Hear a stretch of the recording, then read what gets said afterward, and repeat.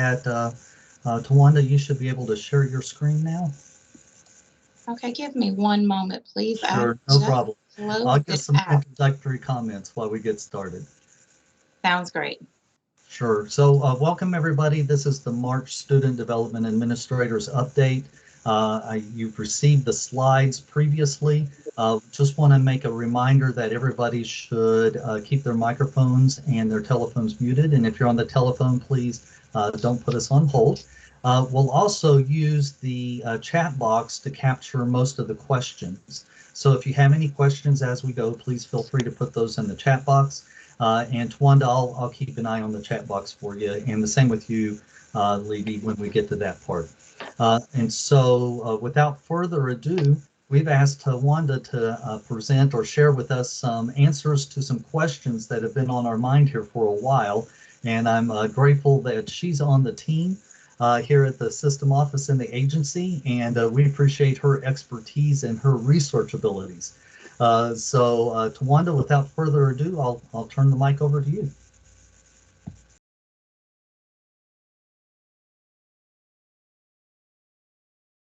I believe you're muted. Thank you, Dr. Kelly. And I did see that you all have a very full agenda for today. I didn't know how much time we have for my portion of the meeting. So if you can keep me mindful of time as we go on and let me know if we're going too long and if we need to wrap up. No problem. Thank you, ma'am. So let's start. There are two topics that Dr. Kelly asked me to cover today. The first is on registered sex offenders and how we treat them in the community college system, and then a few questions about immigration. I will tell you the majority of our conversation will be about registered sex offenders because I think there's a lot more that we need to talk about there. And we'll just touch on immigration. And if anyone has questions about either topic, feel free to reach out to me outside of today if time does not permit us to discuss in full today. So the first thing I want you to know about are the relevant law and resources. So let's just dig in here because I think it's important to frame our discussion for the law on registered sex offenders. So Article 27A of Chapter 14 of our general statutes covers the sex offender and public protection and registration programs. The first statute I want to call your attention to is 142087, which is a statute that talks about registration and who's required to register, how quickly they have to register. Basically, anyone with a reportable conviction. Reportable convictions are sex offenses. Almost every sex offense, I believe, we have on our books, if there's a conviction, requires a report to the sex offender registry. There's been conversation about whether a simple sexual battery should be included, and even whether things like sexting among teenagers should be included. But as the law stands today, they are included and would require registration if the person was convicted and it is a reportable conviction. Generally, folks are required to register within 3 days of the conviction, and the matter stays on the registration for at least 30 years, unless there is a petition to remove it at the 10-year mark, and they can petition to do so. And if that is determined, then it would only stay on their record for 10 years. There are essentially 2 tiers to sex offender registration. There is, for lack of a better term, the basic registration that most sex offenders will fall into. And then there's a more substantial registration requirement for those who convict violent sexual assaults. And so there's a lot of guidance in our law about what meets that standard. And that registration has a few more requirements on it. Generally, individuals will register with the sheriff in their county. And then the sheriff is required to immediately report those registrations to the Department of Public Safety, who maintains the public list. Things that are covered on that public list are things like full name, aliases, dates of birth, sex, height, weight, eye color, distinguishing characteristics, hair color, the person's name at the time of the conviction, as it appears on the judgment, the type of offense, a current photograph, fingerprints, a statement indicating whether or not that person may be interested in enrolling in school, and whether they are employed at one of the places that would be of concern, such as a school. And then any online identifier that the person uses, for example, on social media. Next, I want you to take a look at 14-208-18, and we'll talk a little bit more about this as we go on and talk about how this is applied. But most of the guidance that I think you've received in previous years turns on this statute, what was previously passed in our state in 2008, known as the Jessica Lunsford Act. It's pretty much codified into 14-208.18. And the short title that we call it is unlawfully on premises. What does it mean for a registered sex offender to be unlawfully on premises? So generally, it's applicable to anyone who's committed a rape or other sexual offense. There are carve-outs related to first, second, and third degree sexual exploitation of a minor, any substantially similar offense in another state for which registration is required, as well as federal offenses. There are carve-outs as well for parents and guardians who are registered sex offenders who need to come on campus to conduct a student-teacher conference, or who's asked to be on a campus by an administrator or principal or such. And then there are two provisions in the State Board Code that I want to talk to you about. And then you'll also see the numbered memos listed here. These are guidance that has been issued by the system office over the years related to registered sex offenders, the last one being issued in 2010.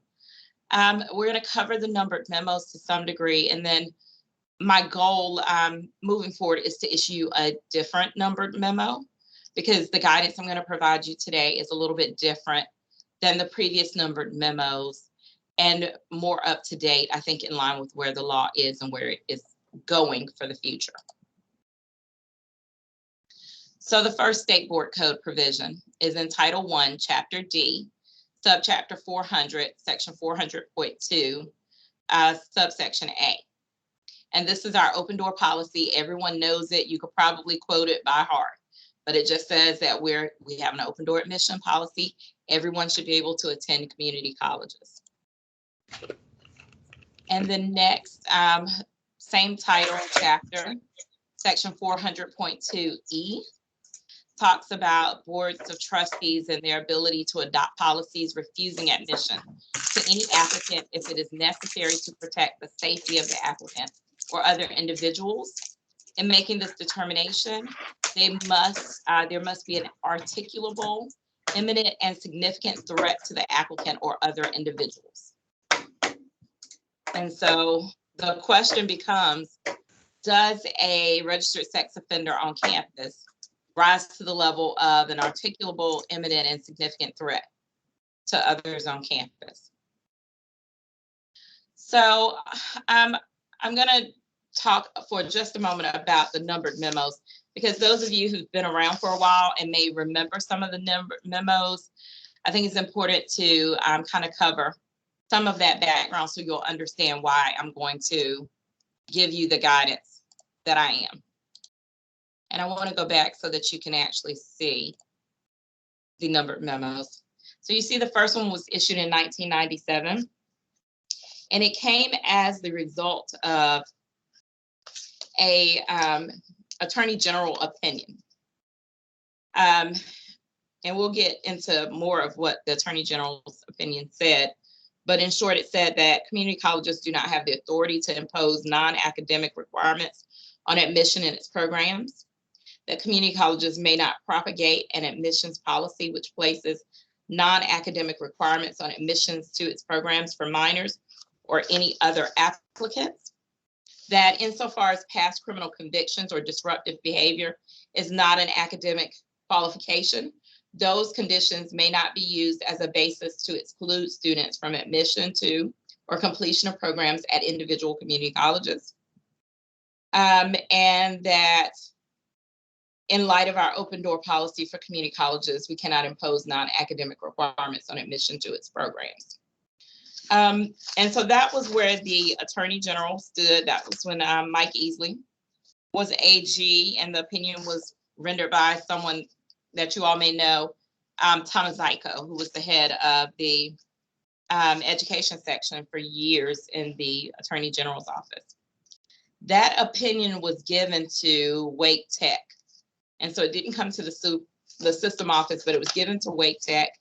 And then because of Wake Tech's advice on that, a letter was issued from the system office.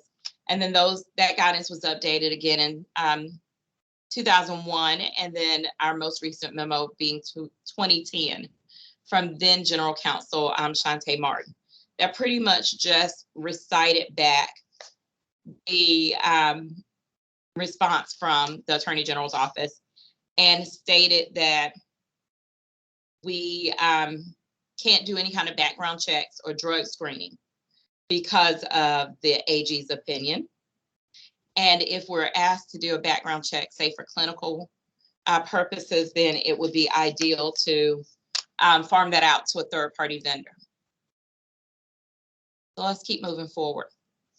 The advice I'm going to give you today is different than what General Counsel Martin gave you. I think the landscape has changed a lot since 1997. In my recent conversations with the Attorney General's office, I asked about their updated guidance and if they would issue a new opinion that we could rely on. And what I was told it is unlikely they will, that they do not render a lot of AG opinions now. And so looking at the changing landscape of sex offenders, sex offenses, and the law, and we can talk more about what that means in a moment, I think it's time for us to reconsider our approach. And so my guidance for you would be that whether or not you screen for registered sex offenders and how you treat registered sex offenders on your campus needs to be a campus by campus approach. So what I want to walk through with you today is how you determine what approach your what approach your college is going to use. So how do we identify registered sex offenders?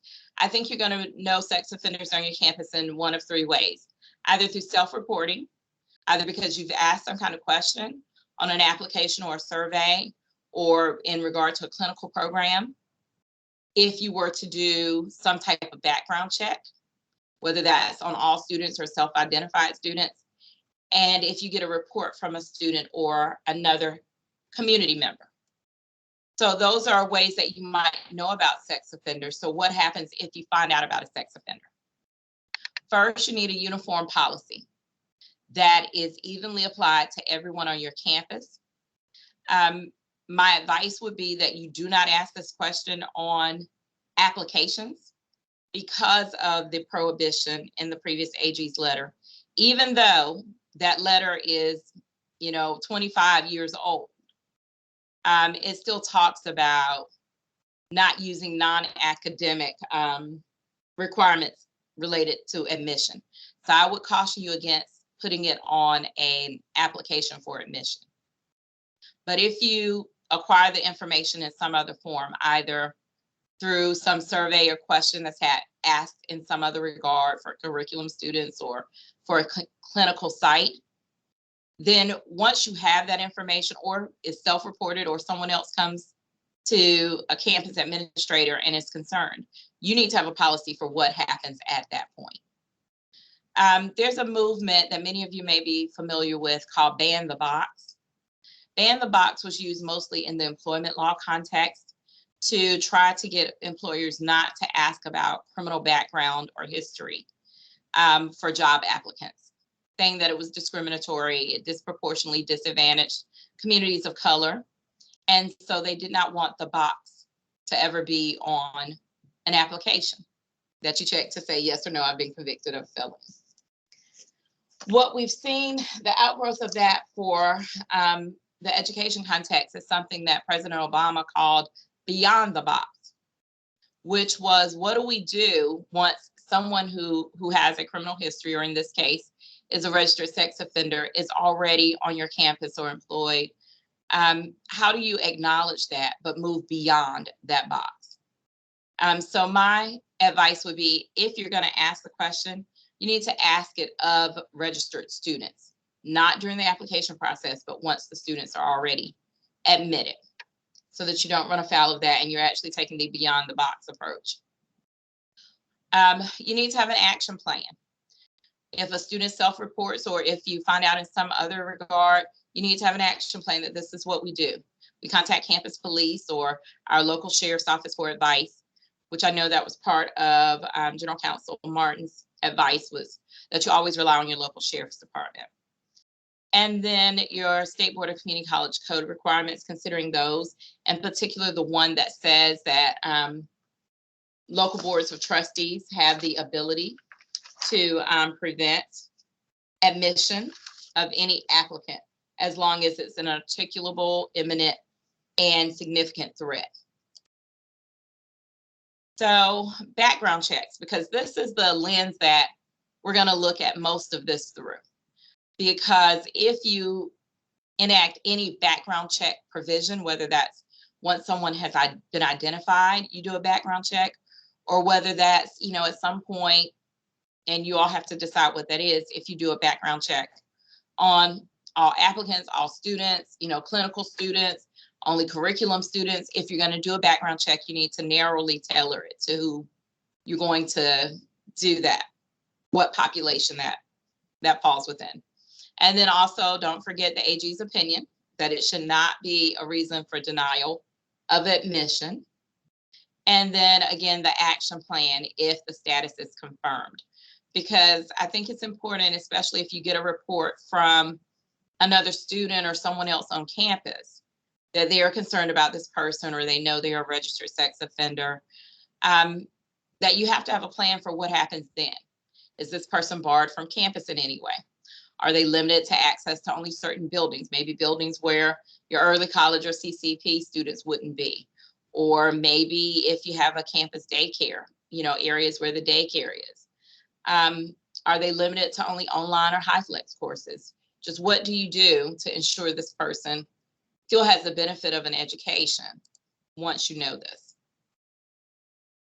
So other considerations if you get a report from a student or community member, obviously the public safety requirements, again, involving campus police or the local sheriff's office, knowing your action plan and balancing the legal risk. So I want to talk a little bit more about balancing the legal risk. I think that there are probably some of you who I can't see because my screen is on the slide presentation, who are probably shocked because you've been around for a while, you've seen the previous numbered memos, and you're thinking, well, why would we depart from this? I think the legal risk in our environment today requires a departure from the approach we've taken before. I think our previous approach, in some regards, through no fault of anyone, anyone who's been involved previously in this process, I think 1997 was a different time period. And in 1997, these things were less talked about, less open, and we didn't deal with them directly. I think the legal risks of this time period require a more direct approach. In 2009, there was a UCLA student who had a history of concerning behaviors. And at one point in a chemistry lab, stabbed a classmate multiple times with a kitchen knife. The student luckily survived, but did sue UCLA under this idea that they had a special relationship with the student as the victim and had a duty to protect the student from foreseeable harm, even though the assailant or the perpetrator was another student. And this case went all the way to the California Supreme Court. And they agreed that UCLA should have done more to protect the student because they knew they had a student on campus with a history of concerning behaviors. While we are at the community college level and we do have this open door policy, I think it's also important in talking about our context today. We realize that 71% of universities have some type of question about past criminal history as part of their process. I think the other thing that we're going to continue to see are these cases like this, the Rosen case is the one I'm telling you about. We're going to continue to see cases like this, where if something happens on a college campus, the college is going to be sued. And so I think when we balance the legal risk, we need to be clear about what our policy is and how we address those things, because that's really the only defense you have should your college be sued at some point. So I'll stop there and ask if you have any questions about the registered sex offender information. Yes, thank you. That was very informative. And I have one question as we wait to see if other people are going to type in the chat box any questions they might have. And that first question is this new guidance you're providing, Tawanda, is this something that you're saying it's permissible for colleges to move in that direction, or is this kind of a dictate? So the colleges still have the option to remain with their current policies and procedures if they choose to do so. I am saying it is permissible, Dr. Kelly. I believe the previous guidance and the previous numbered memo said, don't do this, right? Don't ask about criminal history. Don't consider it in admissions. My guidance is going to be that this is a college by college consideration. If your college is happy with their current policy, they don't ask, they haven't had a history of issues with registered sex offenders, and they don't believe they have a heightened risk because of it, then by all means, they can continue with their status quo policy. If, and this may be some of our larger schools that may have larger populations, that have more CCP students on campus, that may, we talk about wraparound services for students all the time. Some colleges are moving towards childcare as an option for some of their students. So if it's a campus that has a daycare on site, things that would be of concern, or a campus where there's a lot of crime reported, then they may want to consider a more detailed policy. And the biggest thing is that it's reduced to writing, it's evenly applied, and it has action steps that you take to seek to protect the students on your campus. Okay, thank you. We do have two questions in the chat. The first one is, do any colleges currently have a written policy they would be willing to share? Kim, I think what might be best for us to handle that situation is if you send me the request in an email, I'll then send it out to the listserv, and anybody who would like to share their policies, feel free to do it. I hope that would be helpful for you. And then the second question we have is, in 1997, we did not have many minors. Today, we have many minors on campus, CCP and early college. What will be the suggestion for colleges with minors? So I think this is one reason why I think it's time to shift the guidance and to provide more options, is because of the increased amount of minors on campus. And so I'm not certain that you can really limit your CCP or early college students only to one building, right? The whole point is that they take classes with other college students. And so I don't think you can really limit them in any way. But I think that is definitely one reason why you would want to consider some type of policy and action plan around this.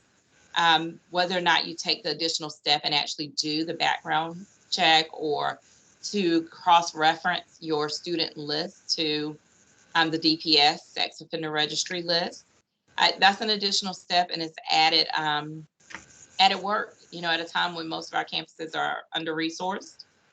And so you'll need to consider carefully if you only deal with self-reporters, or if you only deal with if there's a complaint.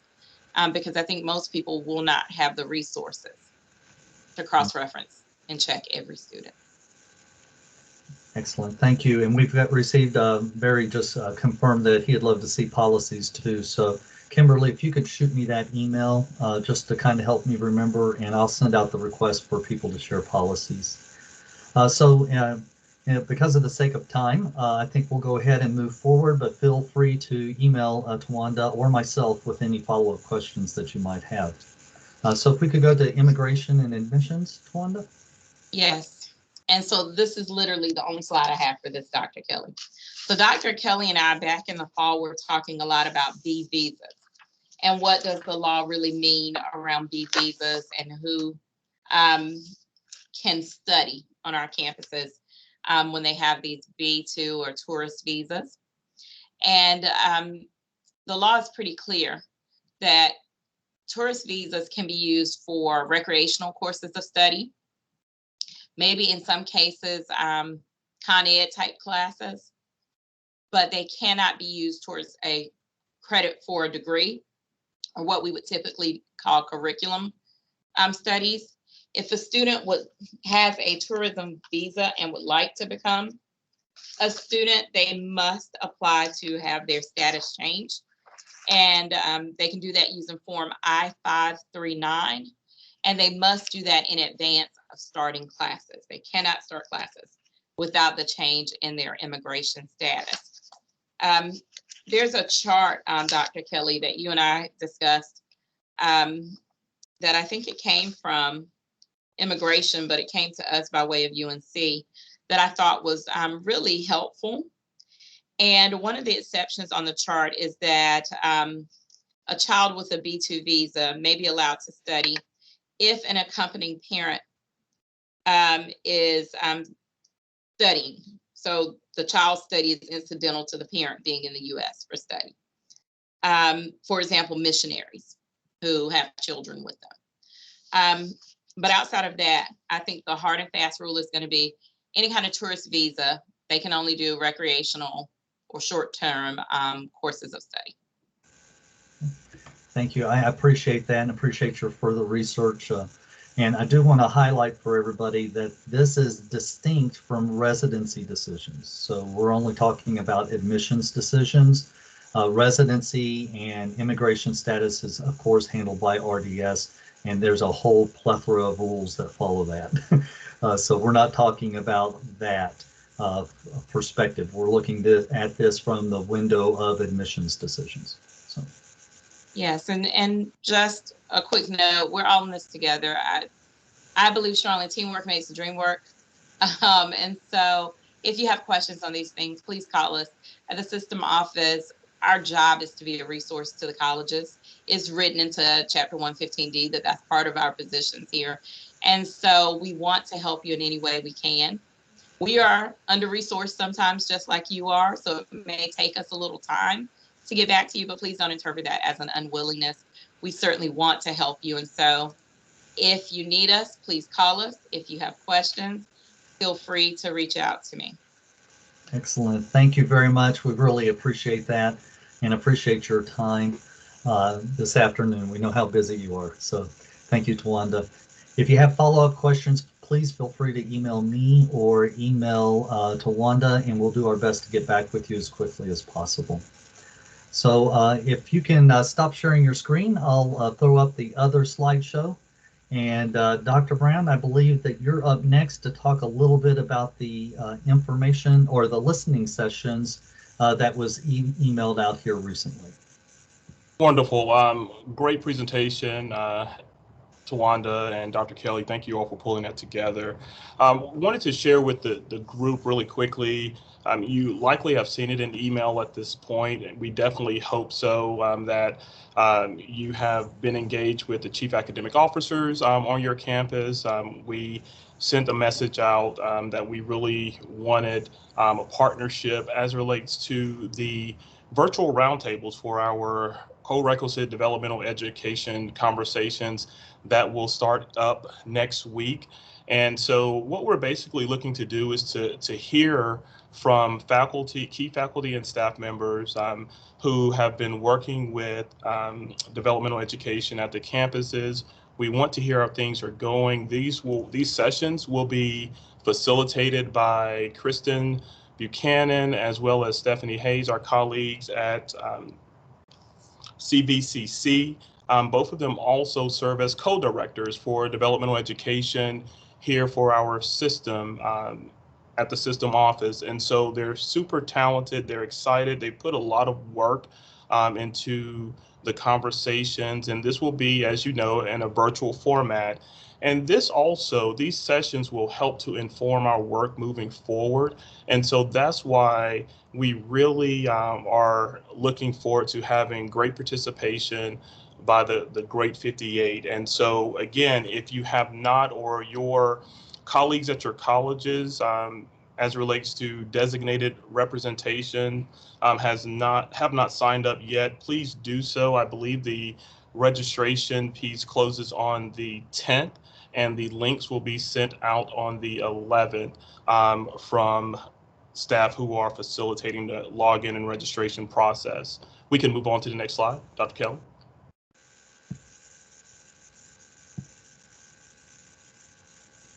And again, you have their contact information, and Dr. Kelly did send this great slide deck out. So if you have specific questions related to the details of the sessions, we encourage you to speak with both Kristen and Stephanie. One of the next steps that we're looking forward to as well, and we've had conversation about it, and we'll define it more, and we'll report back out in the coming month or so, is that we believe there will be value in having a small task force or work group that will further the future conversations related to our co-requisite developmental education model. And so there will be a diverse group of stakeholders as it relates to faculty, staff, representation on that particular task force. And so again, we look forward to having multiple voices, really implementing inclusive conversations so that we can best chart a path forward. Next slide, Dr. Kelly. The other thing that you may have heard over the last month or so on your campuses, from whether it may be your president and your senior cabinet conversations, or your fellow chief academic officers for those who are not in a blended model, is that we have really been talking about what it means to truly be college ready. And so, you know, at the top here, it says college and career readiness. We just wanted to make sure that people don't get this confused with the great work that is going on in the non-credit side of the house, as they're doing fantastic work in getting folks ready as well. And I won't read every bullet point, but I do think it's important to emphasize some of our grounding framework and thought as it relates to statement of intent. And so the North Carolina Community College system recognizes that the following policies are necessary to provide a breadth of opportunity for students to demonstrate college readiness. A framework that ensures all students have the opportunity for success. As you know, student success really centers our work because at the end of the day, we want to make sure that our students come in, they have access, but also that they experience success through their student life cycle, and that they are prepared to move into the workforce and have a productive career, as we have said on numerous occasions. Also, a system of supports that enables students to gain the skills and knowledge, as we talked about, needed to successfully complete the college level courses, while also maintaining momentum towards timely credential completion. We've heard many colleagues talk about on-time completion, and we definitely support that model, and that's what we're looking to do as it relates to moving the needle with student success. A process to continuously evaluate student success and the effectiveness of remediation efforts and additional support. So these are the things that we are really looking at, and we want to have further conversation about as well. And hopefully you all are having conversations with your CAO colleagues as well as your presidents, as they have this information has most recently been shared with them as well. Next slide, Dr. Kelly. And we can move forward from the community college student. Again, talking about the college ready philosophy, Students are considered college ready when they have the requisite knowledge and skills needed to succeed in college level courses. College ready students, as defined by the placement policies, are prepared to enroll and succeed in entry level college credit bearing courses without the need of mandatory developmental education. For those who have been around for some time, there was conversation even years ago when we talked about the developmental wormhole and students just getting lost and not being able to move forward. And so we want to make sure that we alleviate those issues and challenges for our students, again, so they can make it through to graduation and ultimately successful jobs. Next slide. And so you have this, we're not going to go into all of the details because we will have further conversations, but we did want to share the admission standards for a point of reference, as well as the program and training eligibility selection. Next slide. One of the things that will be impacted as we have these conversations is the placement policy as it relates to being college ready. In alignment with the college readiness philosophy, the placement policy establishes the criteria used to identify student readiness to successfully complete college level coursework. Students identified as college ready may enroll, as we have stated before, in entry level courses as well as credit bearing courses. Students identified as non-college ready will be provided appropriate academic support. And that will be important as we move through these conversations. Many colleges are providing additional supports outside of the classroom, but as we look to really hone in on this definition, and once it is finalized by the colleges, we really know that it will be important for the academic support pieces to be in place at our institutions. Next slide. Here you can see some of the measurements as relates to GPA and SAT scores, ACT, as we considered what would be the college ready metrics, HiSET scores, NROC, the English tier 2, math tier 3, and then also implications for surge as we move forward in conversations as well. Next slide. I believe that's the last slide for the college readiness. Do we have any questions for Dr. Brown? And as you guys are thinking about or typing any questions in that you might have, I just want to add that this document that you've seen and that Dr. Brown's gone over, this is a working document that we covet your all's feedback and expertise through these listening sessions. So we really encourage participation and feedback as we use this working document of what college ready means as a foundation for conversations to move forward to say, okay, what are we going to do now to really help serve our students? And I hope that participation will be dynamic, candid, and also solution focused. So we're looking forward to those conversations in the upcoming weeks. Dr. Kelly, let me add one more thing, and thank you for bringing that up about the cooperative feedback and candid conversations as we look to really have a strong definition that we all can move forward on. I also wanted to share really quickly a separate conversation is that we will continue to go and visit colleges. I and team members are on a quest to make sure that we are out and about even more as COVID, the dynamics have changed and we're able to travel. And so we really look forward to connecting with you all and learning more about what's going on at your colleges. As General Counsel Foster Artis said earlier on, we want to be a resource. We want to continue to connect with you. We had a great visit or great visits out west about a week and a half ago with some of our friends and colleagues at McDowell Isothermal, as well as Blue Ridge. And I know other colleagues have gone to other colleges most recently, including Vance Granville and College of the Albemarle. So we're making our rounds. And we're looking to connect and we look forward to learning from you and spending time with you in the near future. Thank you, Dr. Kelly. Yes, sir. Thank you. And we do have one question in the chat. It's have we considered developing a cut score for RISE for students who are GED graduates prior to 2016? And I believe that the answer to that question is those are the kind of conversations we want to have in the listening sessions. Would that be accurate, Dr. Brown? Well said. Well said. So I think we definitely would be open to consider that and have more conversations about it, Kelly. Okay, well, thank you, Dr. Brown. I appreciate it. We appreciate your time, and General Counsel Foster Artist, we appreciate your time as well. And now we turn it over to Dr. Freeman to talk to us about HyFlex.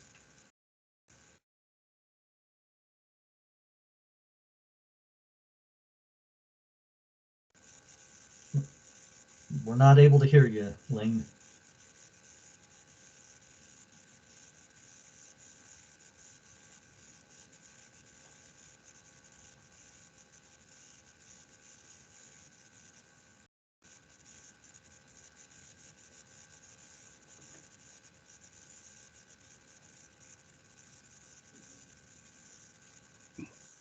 Hello, can you hear me? There you go. Yes, All we can right. hear you now, Lane. All right. All right. The mic's yours. All right. Thank you very much.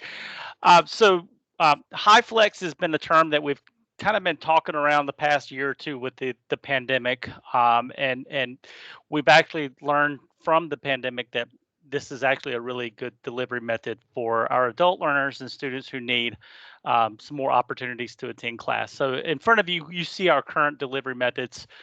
Everything's based on a percentage. Traditional, obviously, 100% in class, online, 100% online, hybrid and blended. There's this expectations that students come to campus for 50% or less, 50% or more, depending on which definition. But coming soon on the next slide, we have a definition that's actually before the state board at the moment. We're waiting to get more feedback and public comments on this, and that is HyFlex, which is hybrid flexible. It's not new. A new delivery method to the country, but it's a new delivery method that we're really highlighting here at the system office, and that it gives an opportunity for multiple fronts. One, it allows students more choice in how they attend class. It also originated in San Francisco State in 2006 with an opportunity to increase enrollment for classes that didn't have enough student enrollment, had to have a face-to-face offering and an online offering. And so now we've given the opportunity to allow students to be counted present in both spaces. So if we go to the next slide, I want to really kind of just highlight what HyFlex and how it differentiates. In traditional, online, hybrid, and blended, those delivery methods tell the student where they need to be at a certain time. They either be online or they need to be in seat at some point. With HyFlex, the student chooses where they're going to be. And so the student's attendance is based on, can they make it to campus that week, or are they working a part-time job, but they still are not going to be punished in any way or held back because of not being able to attend in a face-to-face environment.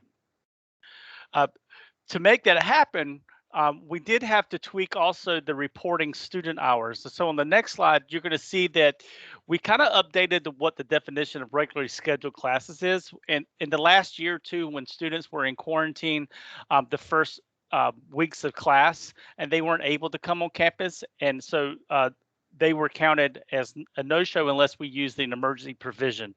Well, we shouldn't be using emergency provisions moving forward if this is approved, and stating that we're not in the same room right now in this space. So I can see your participation. You're typing in a chat box, so I know you're actively engaged, and so you would be counted present at this meeting.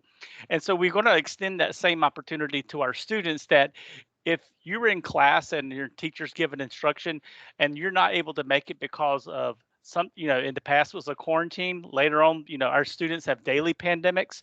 And so sometimes they're not able to come that first week. So we want to make sure students have an opportunity to be still counted present. Now, this isn't the student who registered for class 6 months ago or 3 months ago and just forgot about school starting. This is for those students who really intend to come to campus and aren't able to attend because of something comes up. Now, if you've tracked online attendance is going to be that same way, where they can upload something in the learning management system that's content related to be counted present, or they can log in through a Zoom session if the campus is able to provide that opportunity. So we tweaked the regularly scheduled classes, which is actually a little different than HighFlex. So, but we thought it'd be a good time to tackle both of those. So on the next slide, HighFlex, kind of back to the HighFlex delivery options. So one thing that's constant in HighFlex delivery is there is a face-to-face component at all times. The instructor will be in a physical space where students have an option to attend. Now, the institution may take a different angle or different approach on that, and that is they can have an in-person with an online synchronous option. So that's what we're doing now. We're having of course, we're not doing it now because nobody's in person with me. So this is kind of an online synchronous opportunity for you to ask questions and engage with me. We're in the same space at the same time. And so that would be HighFlex at in that setting. In-person and online asynchronous would mean that I have a face-to-face class. I don't have any type of camera recording me or doing those types of things. But at the same time, I have the student learning outcomes being met within a learning management system where students can participate if they can't make it that week. However, if the next week they decide to come to campus, they're not behind because we still met that same learning outcomes during the asynchronous opportunity. And those who are brave and would like to do both, which would, that would be awesome, is that you are offering online, in person, synchronous and asynchronous, so that students have the option to attend all three. The thing you have to keep in mind with that is making sure you have the technology available to zoom in appropriately. Students who zoom in and watch you teach is not necessarily, it's not best practice, and actually goes against a regular and substantive interaction if the student's not able to ask questions. So just watching a lecture would not suffice under regular and substantive interaction, because this is distance education. But let's show a couple examples of what maybe like an English 111, what that would look like. So according to the Common Course Library, English is 3 contact hours. So you may have a Tuesday, Thursday class from 9:30 to 11 a.m. That means that the face-to-face classroom could be meeting, and there'll be students logged in and participating, being able to ask questions and move forward with that. That's the online synchronous option. On the next slide, you'll see an online asynchronous option. So you would see that face-to-face component with no technology recording what's going on, but there's this learning management system in the background that allows students to meet those same learning outcomes. And the pacing is the same for face-to-face and online, because again, if that student can't make it this week, but wants to come to campus next week, you're on the exact same track and the learning outcomes are still being met in that way.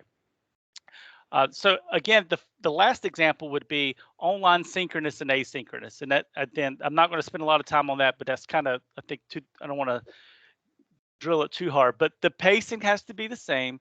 The schedule will be on campus. There would be a camera recording, being able to ask questions, and at the same time, there's this learning management system that allows you to provide feedback to students. And that's going to be the key, is not just offering HighFlex for the sake of HighFlex, but to do it where you can actually interact and engage with students and provide that constant feedback.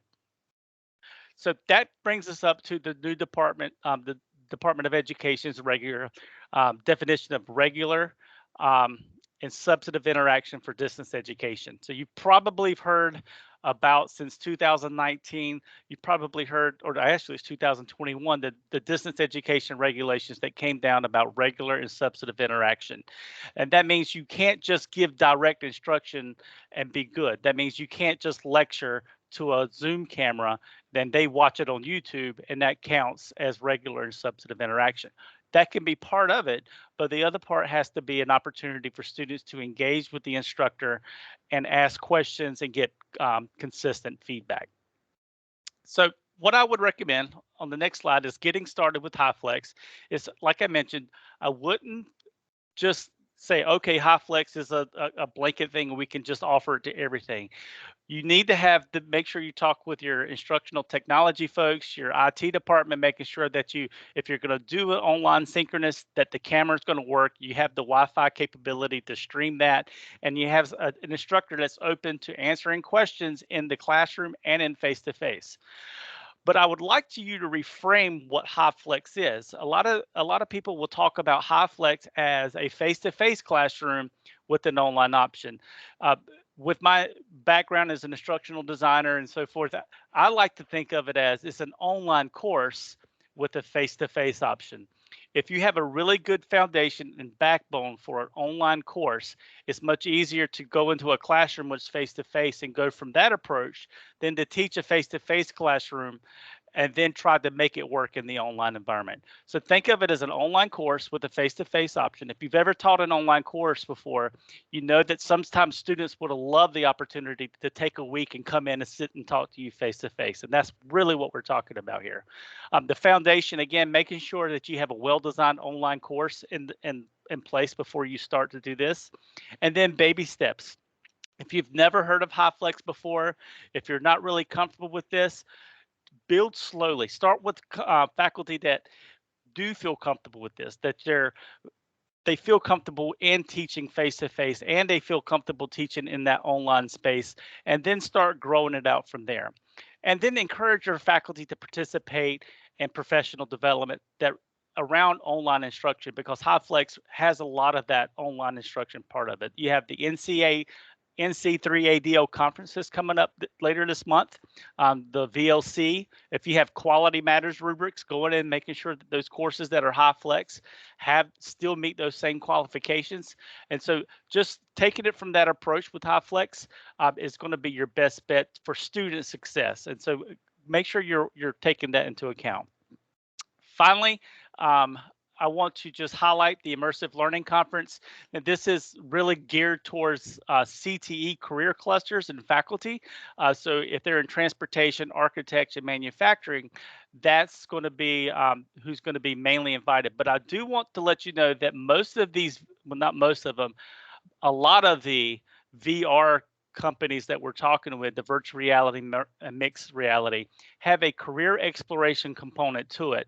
And that's going to be highlighted at this conference as well. So hopefully you could ask those who go to that conference to come back and report about the career exploration. Usually they put on a Oculus headset and they'll have like 10 careers they can explore. And so students are able to see what does it look like to drive a backhoe, or what does it look like to work in a garage all day? What does it look like to be in masonry? So they're getting some experience, and this is something that we can take to our K-12 partners and allow those students to also have some career exploration and see if that's really something they want to do before they sign up for a 2-year degree in something to that effect. So that's my wrap up, and I appreciate Dr. Kelly giving me the opportunity to talk about what HighFlex is. And I'll be glad to answer any questions. If you need one-on-one conversations to talk this through, I'll be glad to do that as well. Well, thank you very much, Lane. We really appreciate it. And as a reminder to everybody, and if I misspeak here, Lane, please correct me, is the HighFlex option is exactly that. It is an option. So this is not a dictate that your college ever has to participate in HighFlex with any of your courses. However, we are going through and it's pending approval with the state board, and if approved, then this option will become available, and of course the attendance taking and all of those kind of things will follow. So we're waiting to see if there's any questions in the chat. I'm not seeing any, but we'll pause and give it another second or two. And while some people might be typing, I appreciate everybody's perseverance today. Usually we finish up about at this point, but we do have about another 20-25 minutes worth of information to share with you this afternoon, and hopefully you guys can persevere with us. Okay, I'm not seeing any questions, Lane, so we'll go ahead and move forward. I appreciate everything that you're doing for us, and Brenda, you're up with student aid. I hope you were able to stay on. I am on, and thank you, Dr. Kelly, for giving me this opportunity to talk about a very important grant. We're no stranger to it. The Longleaf Commitment Grant Program In November of 21, our state leaders approved an extension of the long leave commitment grant. So the exciting news is that this grant is going to be carried forward for our 2022 high school graduates. And that includes our early grads, those ones that finished at the end of December of 2021 and or early January of 2022. And of course, those that will finish at the end of the academic year that we know to be 2022, usually around June. The conditions or eligibility requirements for the grant have not changed, other than they must be graduating within the 21-22 academic year. Of course, North Carolina residency as determined by RDS remains the same. Starting enrollment in fall of 2022, these students are guaranteed 4 semesters of eligibility. The grant, though, for this cohort of students will end spring of 24. And however, in the past, we've known that our students, some of them make up their minds a little bit late. They're a little bit slow about getting their information in and trying to decide which one of the 58 community colleges best suits them. So they kind of hold out and wait till spring of 23 to enroll. These students will likely be eligible for the long leave commitment grant, but it limits them to 3 semesters currently, unless the grant is extended again, and we don't know. But as soon as we find out, we'll certainly let you all know. It's important that this group of students know that they will complete the 22-23 FAFSA and must have an EFC below $15,000, just as the initial grant requires. And of course, those awards will range from $700 to $2,800. If a student enrolls full-time, they can best maximize the grant. However, we know that there are students that have other life situations, work and that type thing, that they can't enroll full-time. So as long as they are at least half-time, 6 credit hours or more, they are guaranteed some grant award amount, but it will be prorated. And happy to announce that CFNC is on board and has updated their website to include information about it. So as our students are going to CFNC to apply to one of our Great 58, they will see information regarding long leave commitment grant. CFI has or will be sending out information to the financial aid administrators, just letting them know about the requirements for the 2022 graduates, and also releasing the payment schedule for 2022 for students. The twos get a little confusing. But anyway, that information has or will be going out. The payment amounts have not changed. The chart hasn't changed either. Our system office website has also been updated to include information about 22 graduates as well. The only thing on our system website that has not been updated is the frequently asked questions section, and that we kind of rely on the public to ask those questions, and we put the responses out there for all. But we will be being proactive on that and putting some announcements out there. Workflow is still underway, and as soon as that is released, we will certainly get that out to everyone. And that's enough for me for long leave commitment grant. However, if there are any questions, I'm certainly happy to answer them. Well, thank you, Brenda. I appreciate that and appreciate your work. And also, I want to give a shout out to Brandy Massey and the BSAs and their work in trying to figure out how in the world to operationalize these policies at the college level. And I would be remiss to not give a shout out to our financial aid directors and the financial aid offices. We understand and know that this has in some ways been manual and burdensome and not a preferred workflow. We're working on it, and we apologize that it's not what all of us would want it to be, that it could auto package in some sort of way. But we appreciate your extra efforts to serve your students, and thank you very much. Absolutely. our dreams are that that the cohort piece and maybe the some of the high school graduation date specific stuff would go away, and that this would be reoccurring money in the General Assembly. We're not there yet, but that's our hope, and that's what our dream is. I will add as well that we are in the contract process of having a statewide marketing plan for this new round, so to speak, of long leave commitment monies. So that's on the way. Hopefully those contracts will come to fruition soon, so that way the marketing can begin. I'm not seeing any questions in the chat box. We'll pause just a little longer to see if we have any. Not seeing any. If you have any, please email Brenda and let her know what your questions are. Thank you, Brenda. Appreciate it. And so we'll go ahead and move on to the next slide, and that's Dr. J.J. Evans. Are you available? Good afternoon, everyone. I'll be really brief as well. The review committee is still in the process of reviewing our RFPs for MMSI. Our hope is to meet the April State Board meeting for its approval from the State Board.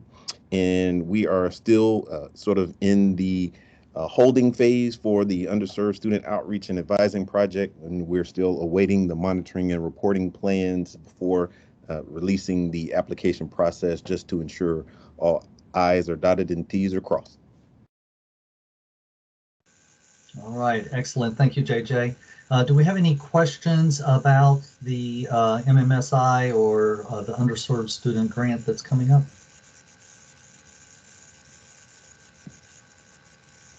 Okay, not seeing any. We'll go ahead and move forward here. Dr. Hickman.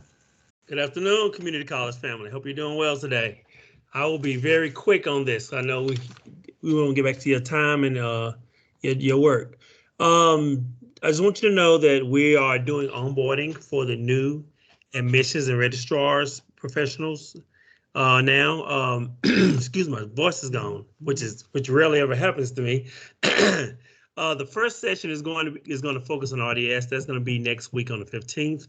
We're looking at sessions for the admissions and registrars folk that focus around and center around things they do in the office, such as policy, procedure, initiatives such as RDS. And so we're going to move forward with that and probably have something for them each month as they go along. And so the purpose of this is to take your admissions and registrars folk who have less than 2 years experience in leadership roles, in a director role, and providing with that information. So if you have an admissions director or registrar that has not received this information from me, please let me know so I can make sure I reach out to them prior to next week and get them on the list.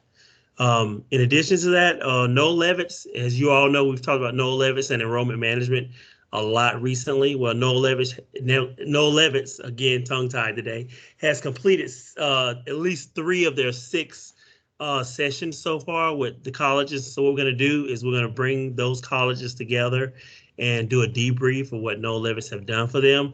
The purpose of this is to get some of those strategies that we think Noel Levitz may have provided to them, or what they think needs to happen around enrollment management. So therefore, when we go back and look towards the future for enrollment management, we can pull out some topics that we think the colleges can benefit from. So the whole purpose is to make sure that we address your enrollment and your student engagement needs. So if you have any issues or any concerns or any questions about that, please let me know. Excellent. Thank you, Monty. Any questions for Monty?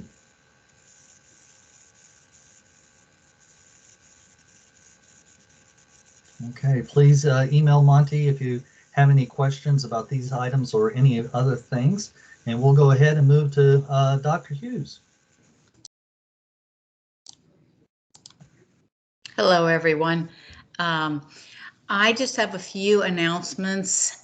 Yes, finally, the disability inclusion module, the course from Abler, the contract has been approved, and so please look for your link. There's 104 participants at our colleges, And we sent out an email today, actually, from Mary, telling you to look for this information and to follow so that you can link in and create a password and then have access to modules. Also on March 9th, which is tomorrow, for Title IX, we will have a TICSA consultants presenting, and that information was sent out earlier today as well. So that's from 2 to 3. Also, I just found out, just got this together, but March 14th from 2 to 3:30, Shayla Lyon will present on navigating mental health first aid. And this is to support the mental health first aid instructors from all the way back from April last year to January of this current year. So we have a lot going on there. So please register for or attend that. And then we also on March 28th from 2 to 3, we have a new orientation for disability services staff that are 1 year or less. Certainly everybody can attend that. We'll be sending that out through our listserv, but we will be covering what's going on our website, what information you should be aware of, what listservs you should be enrolled in, and what conferences that you should attend. And then the last but not least is the Disability in a Day conference that's always held in June. That will be at Wilkes Community Colleges, and planning is still underway. So we haven't determined the exact date for that yet, but we will be shortly. Okay, so if there's any questions, contact me, and that's all I have. All right, thank you, Trudy. I appreciate that. We'll pause for a second to see if we have any questions in the chat.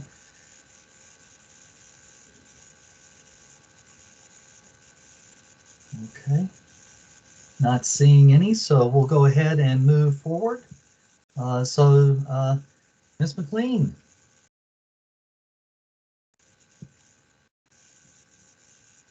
Jennifer, were you able to?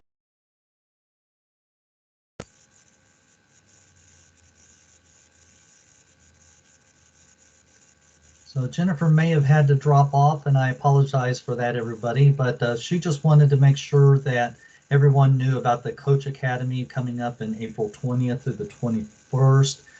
We want to give a shout out to Perkins. Thank you for your support. If you need more information about that, please email Jennifer. And and also know that she's hoping to send out registration links and information maybe the end of this week or the beginning of next week. So keep your eyes open for that registration email. So Dr. White, were you able to join us, or Ms. Burgess? Here. I am here. Hold on just a minute. I should be coming in. All right, there you are, Dr. White. Okay. Well, good evening. Good afternoon, everyone. I'm just going to share some information with you briefly about the Golden Leaf Scholarship Program. As many of you know, the North Carolina Community College System received about $1.7 million in Golden Leaf to be distributed amongst the community colleges this year. We are now in the process of monitoring the Golden Leaf Scholarship spending for the colleges. Most recently, we sent out letters to colleges that had spent over 50% of the funds that they received.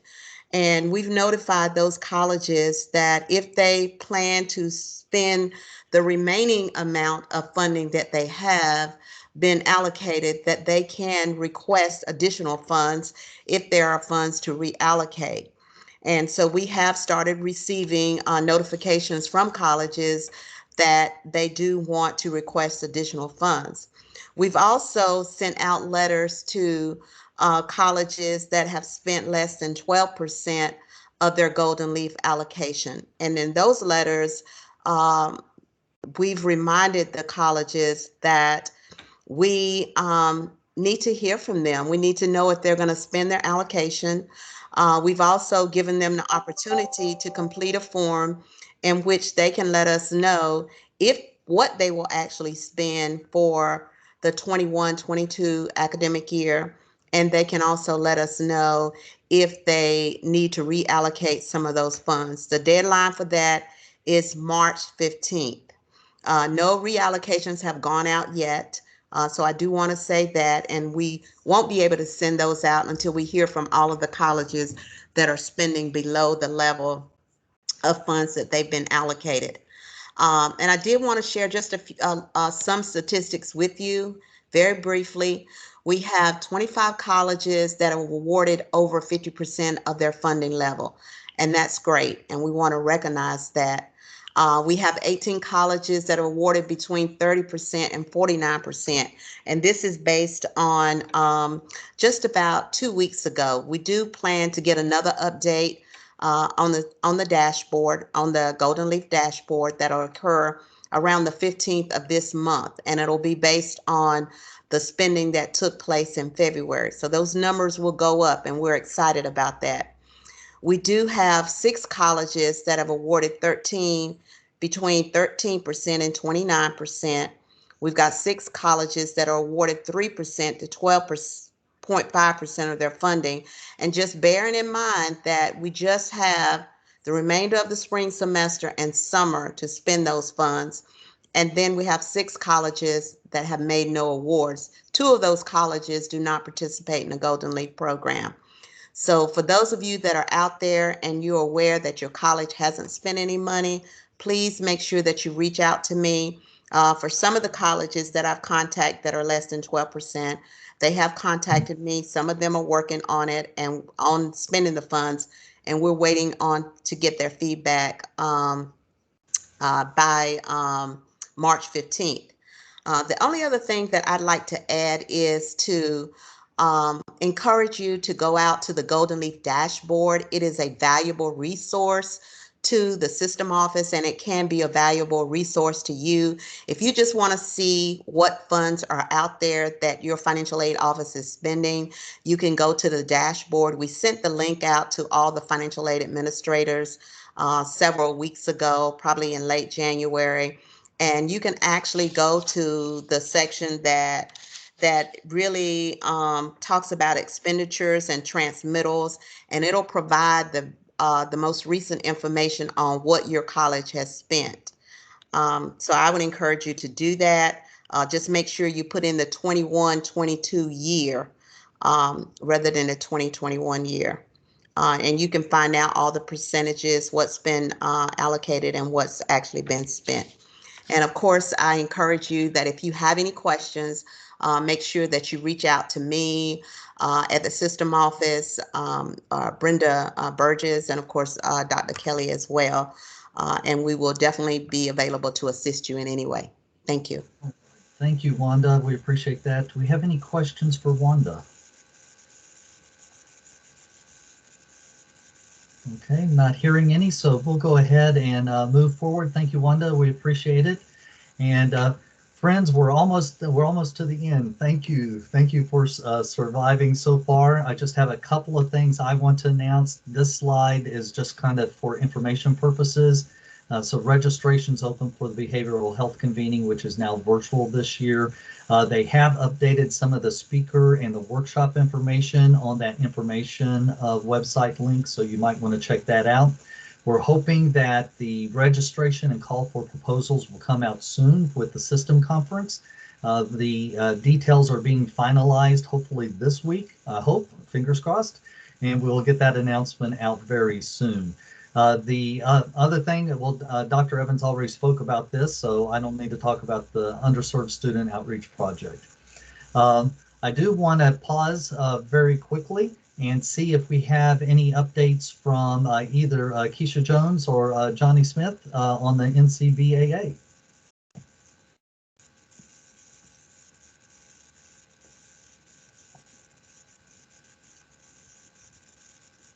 Well, I encourage people that might be interested in participating in that association to please don't hesitate to join or contact Keisha or Johnny. I think it's a very valuable association, and we look forward to partnering with them more in the future. I'll pause now to see if Barry was able to stay on. And Barry, do you have any updates from the NCSDAA?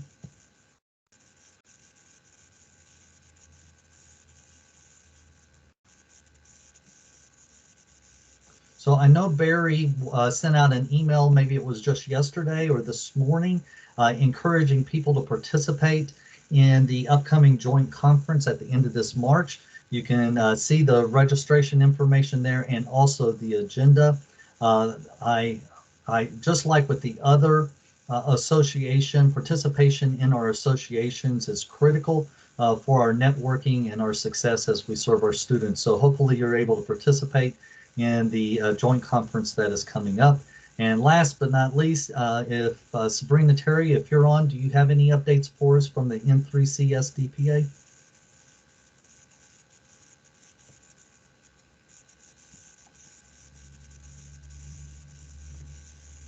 No, I don't believe so. And I will bring us then to an end. This is our schedule for the upcoming meetings. Hopefully you can put some holds on those dates. We always will meet at 3 o'clock. We typically, though, only go for 1 hour. We don't do an hour and a half like we basically did today. I appreciate your patience. I appreciate everything you do. We will continue to strive to serve you as you serve your students. And that adjourns our meeting, and I'll turn the recording off. You guys have a great day.